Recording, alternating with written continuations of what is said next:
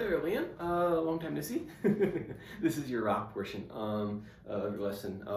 There's three things I want to talk about with this one. One being your How book, and then second A minor Pentatonic, and then Cecilia by Simon and Garfunkel. Cool, so let's go right down the list. So number one with How book, first thing is you gotta count.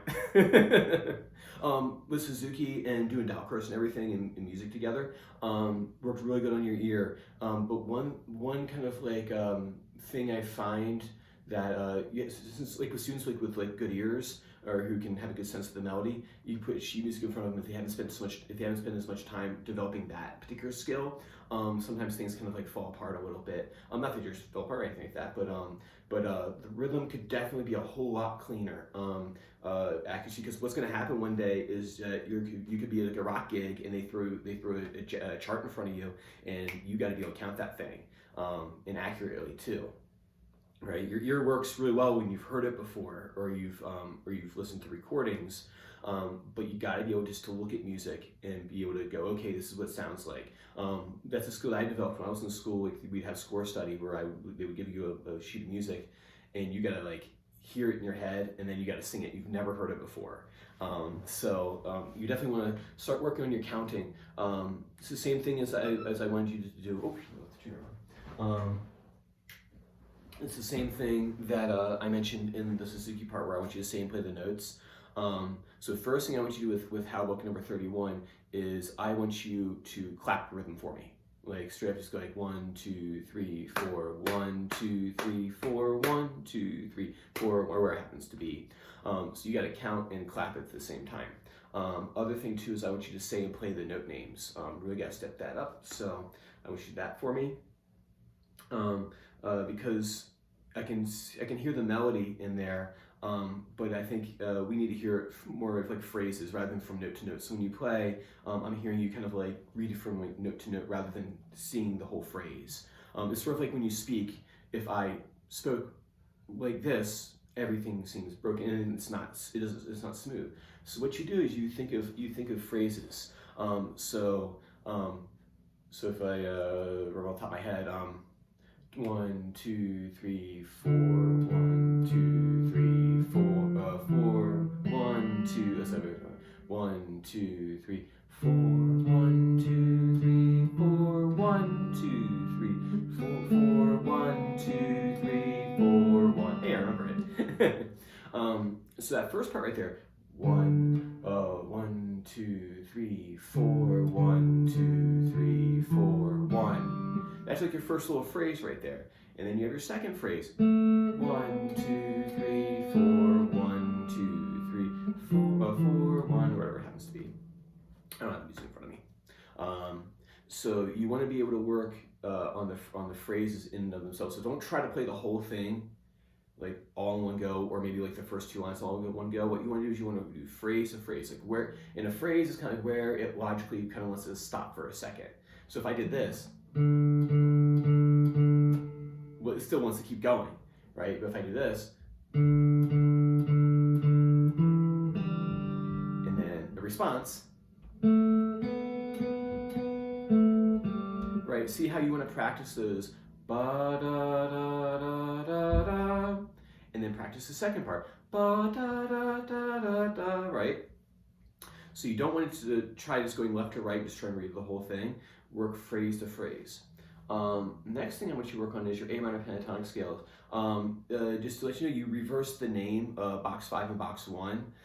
Those are important to remember. So box 1 is the first one. Box 1 is the first one that we did. The 5 8 5 7 5 7 5 7 5 8 5 8. And box 5 is the one that starts with 3 5 3 5 3 5. Right. So now that you're getting the 3-note sequences down, now it's time to be like less like robotic with it, I suppose. So we can go to like different rhythms just to kind of as a jumping off point. Say for example, we have half notes, we have quarter notes, and we have eighth notes. You know, half note being like 1, 2, 3, 4. Quarter notes being 1, 2, 3, 4, and then eighth notes being 1 and 2 and 3 and 4 and 1 and. So what you can do is you can take a 3-note sequence, right? And instead of going,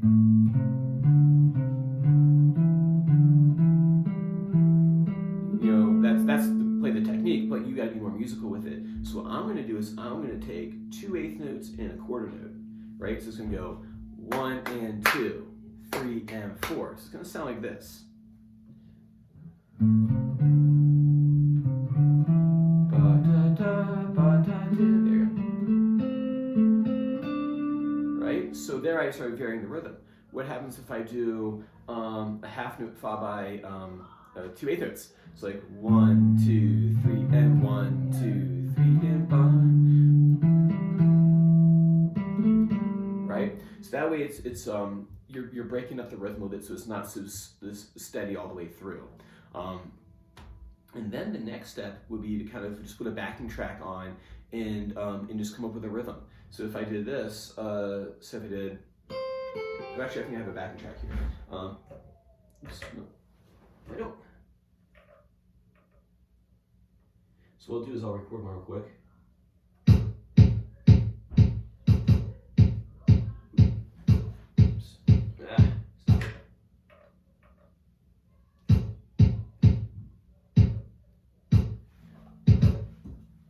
So if I do this,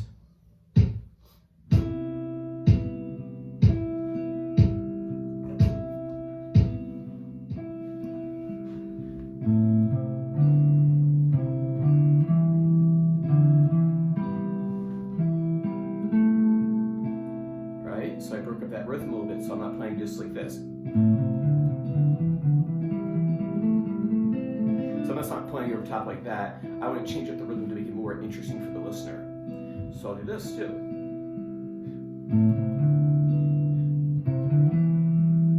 Eighth, eighth, half, 2, and ba-da-da. And then I can mix them up. So these are quarter notes. 4 and 1 and 2 and 3 and 1 and 2, 3. And break it up that way. So we try different rhythms using the ones we've learned out of the how book. And then number 3, what I want you to do is for Cecilia, nice. I really liked it. It's so nice. You got a nice voice. The chords looking good, but I think you're hitting the point now where you don't need to rely on the capo so much for things like that. I think on the song they might play with the capo, they might do a fingerstyle thing or something. We can always talk about that too if you want. But I think for you to get a bit more guitar knowledge out of working on the tune, obviously, yeah, you can play with the capo. It sounds really nice. But if you want to work on your guitar knowledge, what I would do is I would try playing bar chord, playing the song as bar chords rather than putting a capo on 4. I would actually try the whole thing as bar chords just as an exercise. Would I play it like that in real life? Maybe not. But it's good to have just as kind of to work on your guitar skills. So the first chord in there, I'm going to tell you the names of the chords. So here's what I want you to do: is that you're going to use all root 6 E form chords, which are these right here. This bar chord. Let's move it here. So we have our E form bar chord. Remember, we call it E form because it looks like an E chord, and this is root 6 because the name of the chord, what gives it the name of the chord, are the notes on the 6th string of the guitar. So when you go E, F, F sharp, G, G sharp, A, if I put that E form because it's root 6, and I put it in that A right there, it is now an A major chord. If I take that same chord and go A sharp, B, C, if I put that chord shape here, it's a C form. Or sorry, no, it's not a C form. It's a C chord. C form comes later. That one looks like that. Let me say that for a little bit later.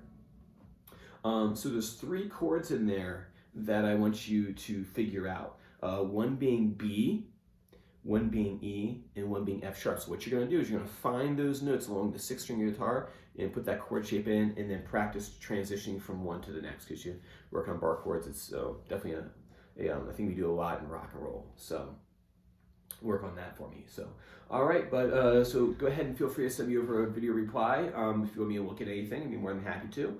And then I will see you same time next time. Take care.